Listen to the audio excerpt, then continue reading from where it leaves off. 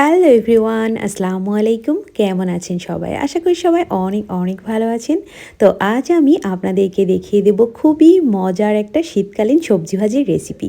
এই সবজি ভাজিটা আপনারা রুটি, পরোটা, ভাত সব কিছুর সাথে খেতে পারবেন। এই গরম ধোয়া ওঠা সবজি ভাজিটা এতটা মজাদার যে আপনারা একবার করলে বারবারই করে খেতে ইচ্ছা করবে। শীতের এই মজার মজার সবজি অনেকে অনেক রকমভাবে রান্না করে থাকেন, তবে আজ আমি যে রেসিপিটা দেখিয়ে দেব খুবই কম সময়ে এবং সুস্বাদু একটা রেসিপি।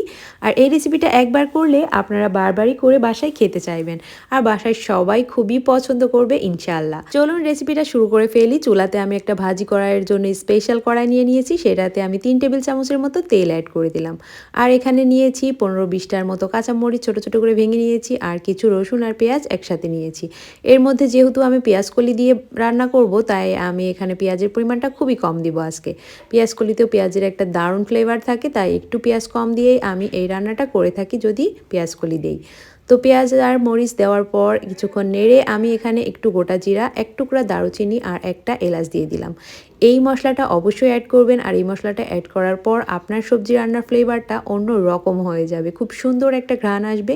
যেহেতু এখানে আমি বাঁধাকপি, ফুলকপি, গাজর এবং পেঁয়াজকলি দিয়েছি, তো এই যে সবজিগুলোর একটা কিন্তু আলাদা ঘ্রাণ থাকে, আর সেই ঘ্রাণটা আরও বেশি মিষ্টি করে ফেলতে এই মশলাটা অবশ্যই অ্যাড করবেন। খুব বেশি না, সামান্য একটা এলাচ দিবেন আর একটু দারুচিনি দিয়ে, আর গোটা জিরা তো আমরা সবসময় ভাজিতে একটু ইউজ করি ঘ্রাণের জন্য, তো এরকম মশলা দিয়ে দিবেন। এত কম মশলায় একটা দুর্দান্ত হোটেল স্টাইল সবজি হয়ে যাবে।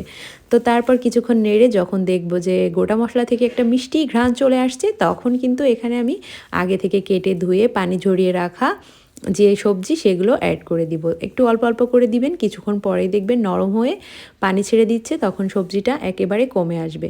তো এভাবে আমি সবগুলো সবজি দিয়ে দিয়েছি। তারপর এখানে আমি সবজির উপর দিয়ে দিলাম লবণ 1 চা চামচের মতো। লবণটা অবশ্যই আপনারা বুঝে শুনে দিতে পারবেন। আর হলুদ দিয়ে দিলাম 1/2 চা চামচের মতো, আর দিয়ে দিলাম ধনিয়ার গুঁড়া 1/2 চা চামচের মতো। আর এই মশলাগুলো তেলের উপর না দিয়ে সবজির উপরই দিবেন, তাহলে দেখবেন দুর্দান্ত একটা কালার আসে। তেলের উপর দিয়ে দিলে অনেক সময় মশলাটা পুড়ে যায় আর কালারটাও কালচে হয়ে যায়, সবজির কালারটা খুবই খারাপ দেখা যায়। তো এখানে আমি খুবই সামান্য পরিমাণ হলুদ গুঁড়া দিয়েছি, আর এই হলুদ গুঁড়াতেই খুব সুন্দর কালার আসবে আমার সবজিতে। তো দেখতে পাচ্ছেন সবজিটা আমি একটু নেড়ে নেড়ে নরম করে নিচ্ছি। এভাবে নেড়ে চেড়ে দিলেই কিন্তু বেশ নরম হয়ে আসবে। তারপর আমি ঢাকনা দিয়ে ঢেকে কিছুক্ষণ রেখে দিয়েছিলাম নিম্ন আঁচে, যেন সবজিটা খুব সুন্দর মতো সিদ্ধ হয়ে যায়। আমি এখানে কোনো ধরনের এক্সট্রা পানি অ্যাড না করেই সবজিটা কিভাবে রান্না করব সেটাই কিন্তু আপনারা দেখতে পারবেন।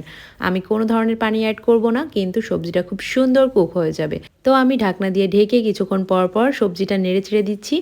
আর এই সময় চুলাটা অবশ্যই নিম্ন আঁচে রেখে দিবেন, তাহলে খুব সুন্দর হবে। যখন দেখবেন সবজিটা আপনার প্রায় হয়ে এসেছে, সিদ্ধ সিদ্ধ হয়ে আসছে, তখন এখানে আমি একটা ভাজা মশলার গুঁড়া অ্যাড করে দিলাম। এই ভাজা মশলার গুঁড়াটা আমার স্পেশাল একটা মশলা, যে মশলাটা দিলে সব ধরনের সবজি তরকারি খুব সুন্দর একটা ফ্লেভার আসে।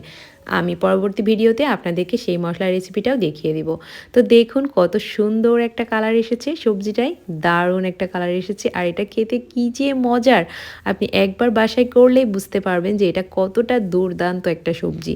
এই সবজিটা আপনি রুটি পরোটার সাথে তো একদম জমে যায়, লুচির সাথেও খাওয়া যায়, আর গরম ভাত আর ভর্তার সাথে খেতে আরও বেশি মজা লাগে। তো আপনারা চাইলে কিন্তু এইভাবে সবজিটা করে নিতে পারেন।